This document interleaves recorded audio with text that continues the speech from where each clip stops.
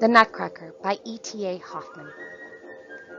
Marie anxiously waited for Godfather Drosselmeyer to present his gift at the family Christmas Eve party. Then, finally, she heard, "Come, children, I've made you a masterpiece." With his ingenious craftsmanship, Godfather Drosselmeyer had created an elaborate wind-up castle. When a musical clock played, doors and windows flew open to show delightful little people sauntering about in long trains and feathered caps.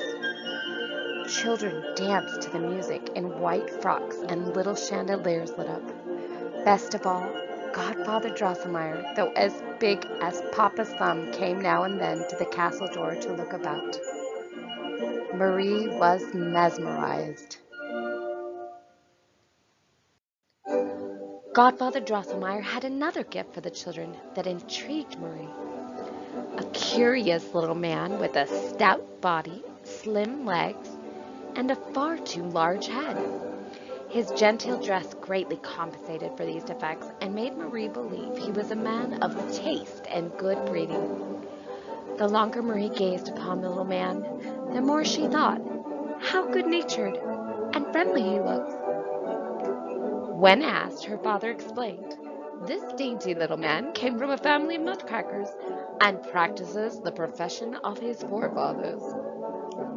Marie delightedly gave him little nuts to crack, but her little brother, Fred, gave the poor little nutcracker the largest and hardest nuts to break, and 3 teeth fell out and his jaw became loose. Marie was heartbroken. Seeing this, her father gave her the little nutcracker to care for. She tied his wounded chin with a lovely white ribbon, gathered his missing teeth, and tended to her nutcracker even after the party was over. Once alone, she was surrounded by mice led by a 7-headed mouse king. To her surprise, the nutcracker came to life and rallied all the toy soldiers to fight.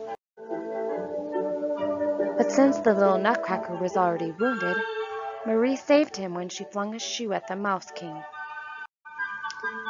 As a result, Marie blacked out and her shoulder was cut by glass. She woke to her concerned mother's voice, "Nurse, help!" For an entire week, Marie was obliged to remain in bed. During that time, Godfather Drosselmeyer told her a story of a princess. She was disfigured by a mouse's curse for killing the mouse's 7 sons. A young man presented a nut that cured the princess, but passed the curse to him. Though the princess was saved, I'm sad to say she was disgusted by the young man's looks and shunned him, finished Godfather Drosselmeyer. Marie in her delirium sadly thought of the young man's unlucky fate. Meanwhile, the evil mice ate her pretty ginger and sugar dolls, and once she thought she felt one on her wounded shoulder. So she snuck into the playroom, placed a sword next to the little nutcracker, and pleaded, "Come back to life, the mice torment me." That night, the nutcracker defeated the mice and came to Marie to tell her. Then he invited her to his beautiful kingdom, where she saw the most wondrous things.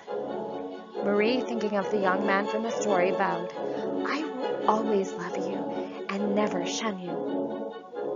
These words lifted the little nutcracker from his curse because he was the enchanted boy from Godfather Drosselmeyer's story.